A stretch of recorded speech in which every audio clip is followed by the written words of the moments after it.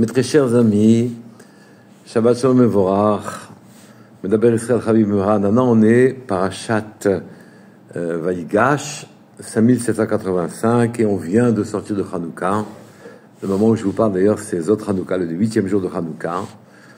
Zot Hanouka, c'est-à-dire le même jour où a été édifié le Mishkan dans le désert, bien qu'il ait été inauguré en Nissan. Voilà, aujourd'hui c'est un jour d'inauguration, donc toutes les lumières qui descendent quand Akadosh Baruch Hu est présent sur terre, on les a aujourd'hui. Dans la parashat Vayigash, il y a deux psukim que je voudrais, qui sont intéressants à aborder et qui posent une problématique très moderne d'ailleurs, très, très actuelle.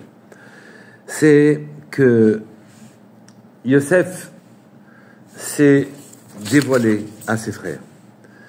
Il y a une très grande rivalité entre Yehuda, qui est un roi, et Yosef, qui est un roi. Le choc entre ces deux puissances devait être terrible. Deux façons de considérer la maîtrise du monde pour offrir cette maîtrise au Créateur, à la rendre au Créateur.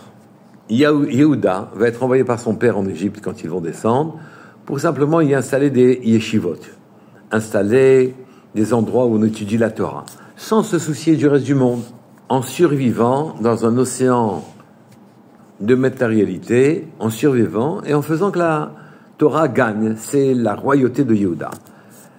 La royauté de ce Yosef est très différente. La manière dont il exerce son pouvoir, c'est une maîtrise quasiment totale jusque dans le moindre détail de la matière. Il est au-dessus de la matière. Il est déjà kasher lui-même. Il est représenté par le shor, le taureau, qui est sous le trône divin, tandis que Yehuda est représenté en quelque sorte par le lion. C'est sa force qui fait sa malchoute. Il s'impose dans le monde matériel sans chercher à le maîtriser, à le changer. Pour Yosef, donc, une maîtrise totale de la royauté, être au-dessus de la matérialité, pardon, pas de la royauté, de la matérialité. Et Yosef, lui, est descendu, à son propos, c'est écrit, quand il parle à ses frères pour leur dire, c'est pas vous qui m'avez vendu, mais c'est Hachem qui m'a fait descendre en Égypte ici, qu'il est Miria Shalachani. C'est pour établir des conditions de vie qui permettent à la présence, permettent la présence divine, que je suis descendu en Égypte. C'est Hachem qui m'a fait descendre ici en Égypte. Je suis là pour offrir toutes les conditions qui permettent l'épanouissement de votre très profonde spiritualité. Yehuda, des yeshivot, et il s'installe dans la banlieue de l'Égypte à Goshen. Yosef, une maîtrise totale de toute la chose matérielle. Ceci se manifeste d'une autre manière. Finalement, Yosef est parti à 17 ans de chez son père, et donc il y est resté, il a passé une vingtaine d'années en Égypte, dont quasiment 12 en prison, et très peu de temps finalement chez Potiphar, et ensuite il a été roi, il a été vice-roi en Égypte. Il aurait pu prévenir sa famille, il aurait dû prévenir sa famille. Son père Yaakov, le pensait mort, souffrait en permanence de ça. Il n'a pas envoyé une lettre. Il aurait pu envoyer une lettre alors qu'il était chez Potiphar. Il aurait peut-être pu envoyer une lettre alors qu'il était en prison pour prévenir son père qu'il était vivant. Il aurait pu envoyer une lettre alors qu'il était roi. Et il ne l'a pas fait. Qu'est-ce qui se cache derrière cette attitude de Yosef? C'est que Yosef prétend que notre monde, qui est le décor dans lequel on évolue, pour l'utiliser et faire installer la présence, la royauté d'Hachem sur terre, eh bien, dans ce décor-là, aucun des événements n'est anodin. Il a rêvé que les gerbes de ses frères se prosternaient à la sienne. Il a rêvé que 11 étoiles, la lune et le soleil se prosterneraient à lui. Eh bien, ceci était une feuille de route. Il ne l'a pas prise pour quelque chose d'anodin. Ces rêves-là étaient sa feuille de route à lui. Il n'a pas regardé ces rêves-là sans importance. D'ailleurs, personne ne les a regardés comme étant sans importance. Ses frères, finalement, ont craint qu'ils se réalisent. Son père attendait qu'ils se réalisent d'après Rachi. Et lui suivait ce plan de route, cette feuille de route, comme si c'était un ordre qui avait été écrit. Pour lui, Hachem dirige la terre détail par détail, oui, dans tout ce qui s'y passe. Et il considérait les rêves qu'il avait fait que ses frères devaient se prosterner à lui. Et ensuite, ses frères, tous ses frères, sa mère et son père devaient se prosterner à lui, devaient se faire dans ce sens-là.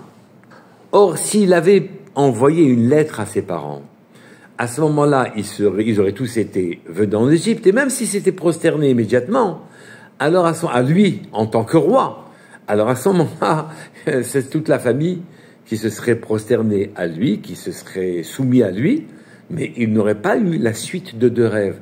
D'abord, 11 gerbes qui se prosternent à lui, puis ensuite 11 étoiles, la lune et le soleil. Ce qui nous apparaît comme des détails anodins et sans importance, ont été pour Yosef des ordres à ne pas transgresser, à tel point qu'il a préféré ne pas prévenir ses parents qu'il était vivant, son père, excusez-moi, qu'il était vivant, et parce que s'il les avait prévenus, il n'aurait pas pu suivre l'ordonnancement des rêves tels qu'Akadosh Baruch Hu avait vu la situation. Et c'est la raison aussi pour laquelle, après que les frères soient venus, il a retenu Shimon et il a ensuite fait venir Binyamin, de manière à ce que ses frères se soient prosternés à lui pour pouvoir trouver la subsistance, et ensuite son père et sa mère étaient venus, dans ce sens-là, oui, se soumettre à lui. Si on devait chercher quelles étaient les intentions profondes de Yosef, on pourrait dire que tout simplement, Yosef recherche au travers de la matière la présence divine, son point, son étincelle de vitalité qui justifie, qui légitimise l'existence d'une situation, d'un événement, ou bien de tout le décor d'une manière générale, montagne, désert, etc. Et tous les hommes qui vivent sur cette terre. Il va chercher l'essentiel. Il va retrouver l'étincelle divine dans chaque chose. Il la met en évidence, et puisqu'on a retrouvé derrière le voile des apparences qui peut même être les lois naturelles, derrière tout ce qui est apparent, il retrouve l'étincelle divine, et donc il fait régner la présence divine en mettant en évidence son étincelle, l'étincelle qui donne la vitalité à toute chose sur terre. En vérité, cette recherche d'Hachem dans le monde matériel, trouver le point d'existence d'Hachem, le point de présence d'Hachem, au-delà du voile des choses, sans se laisser troubler par aucune apparence aucune matérialité, fait de lui naturellement un roi qui est au-dessus de la matière. Mais en fait, même ça, présageait d'une définition désormais de ce que c'est qu'un peuple. Le peuple juif en tout cas. Quand Hachem s'adresse à Yaakov pour lui dire de descendre en Égypte, il lui dit qu'il est goy gadol asimecha sham. Je ferai de toi un grand peuple. Oui. Le pasuk dit Anochi ered imecha mitzrayma ve anochi a'alcha gam alo. Moi-même, Akadosh Baruch Hu, Anochi ered imecha, je descendrai avec toi mitzrayma en Égypte, et Anochi, moi aussi, c'est moi. Et ha'alcha, gam alo, je te ferai remonter d'Égypte. Donc on remontera en quelque sorte ensemble. Que veut dire je descends avec toi en Égypte? Ça veut dire qu'il y aura une présence patente de Hachem, de Dieu, dans la nature, jusque dans la nature qui s'est le plus fourvoyé, l'Égypte, oui, l'endroit où le pharaon se prenait pour Dieu. Hachem descendra dans cette impureté-là, et viendra dans notre difficulté, la difficulté de nos vies, viendra nous aider. Concrètement, qu'est-ce que ça veut dire? Ça veut dire que désormais, le décor commun que nous avons, lié aux lois matérielles, qui sont dirigées de haut par un des Shemot, par un des noms d'Hachem qui s'appelle Elohim, qui a la même gimatria que la Teva, la nature, Hachem va intervenir directement, et pas par l'intermédiaire des lois naturelles. Il faut dire que les lois naturelles elles-mêmes, c'est vrai que les mêmes phénomènes, les mêmes causes produisent les mêmes conséquences, mais Akadosh Baruch Hu jongle et joue avec les conséquences, ce qui fait que la pluie tombe dans un endroit, mais pas dans un autre. Telle équation réussit, tel autre rate. Tel homme réussit, tel homme rate. Pourtant, leur travail sera équivalent, ou leurs capacités et performances seront différentes. Hachem veut que tout un peuple devienne un peuple prophète, élu en quelque sorte. Et que donc, on n'est plus dans l'hypothèse où des personnes particulières, très élevées, Avraham, Yitzhak et Yaakov, qui sont les pères du peuple juif, oui, reçoivent la présence divine. Akadosh Baruch Hu vient, leur apparaît, leur visite, leur donne des instructions. Mais ici, le degré d'élévation était très, très, très élevé. Là, on demande à tout un peuple d'avoir une révélation de la présence divine. Elle ne se fera pas de la même manière.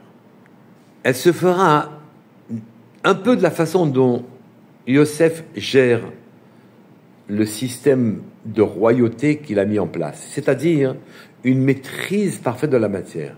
La tzidkout des enfants d'Israël, des Bnei Israël, dans une adversité totale, dans une souffrance invraisemblable, le fait qu'il garde le lien avec le Créateur permet au Créateur de descendre sur terre. Ce n'est plus le Créateur qui apparaît à une personne exceptionnelle et qui lui donne, qui lui dit, qui lui parle, qui libère la parole en quelque sorte.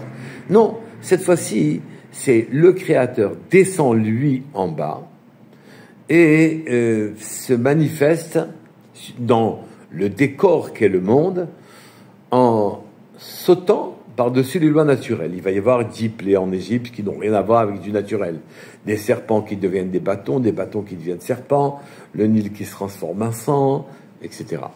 La providence va prendre d'autres chemins, des chemins moins naturels, moins convenus. Et ceci sera dû à la grandeur morale d'un peuple qui, dans l'adversité matérielle, garde son lien avec le Créateur. Alors, le Créateur, devant cette adversité, descend vers eux, et quand il descend vers eux, très naturellement, il bouleverse toutes les lois naturelles, par sa présence dans un endroit extrêmement matériel. Quand il vient sauver le peuple juif d'une oppression invraisemblable, qu'il descend pour les libérer, sa présence en bas bouleverse la nature et le monde. Désormais, Akadosh Baruch Hu n'attend pas qu'on souffre. Il attend que, quelles que soient les circonstances et le décor qui nous sont offerts, qu'ils nous plaisent ou qu'ils nous déplaisent, oui, il est en vérité l'occasion, comme Yosef le fait, de découvrir derrière le voile de la nature, de découvrir la présence divine qui donne légitimité à ce monde. C'est le rôle du peuple juif. Ce ne sont plus des grands sadikim qui reçoivent directement la présence divine, qui ont un rapport avec lui en direct. C'est tout un peuple qui, par sa résilience, qui veut garder le lien avec son Créateur dans des circonstances qui sont de nature à briser ce lien. Oui. Et donc le Créateur, ce n'est pas forcément d'ailleurs des souffrances, ce sont des injustices, ce sont des choses invraisemblables, imprévisibles. Et le lien reste entre ce peuple et le Créateur. Donc tout un peuple, c'est désormais, garde son lien avec le Créateur descend et bouleverse la totalité des lois naturelles. C'est ce qu'on attend de nous, un lien avec lui, une émouna parfaite. Chaque fois que l'on garde envers et contre tout le lien qui nous unit à notre Créateur, alors à partir de ce moment-là, on justifie le monde, on justifie sa présence dedans, notre travail est fait, et Akadosh Baruch Hu bouleverse tout. On peut tous assister à ce type de miracle pour pouvoir nous montrer ce qui se cache derrière le voile. Shabbat Shalom Mevorach Kol Touf.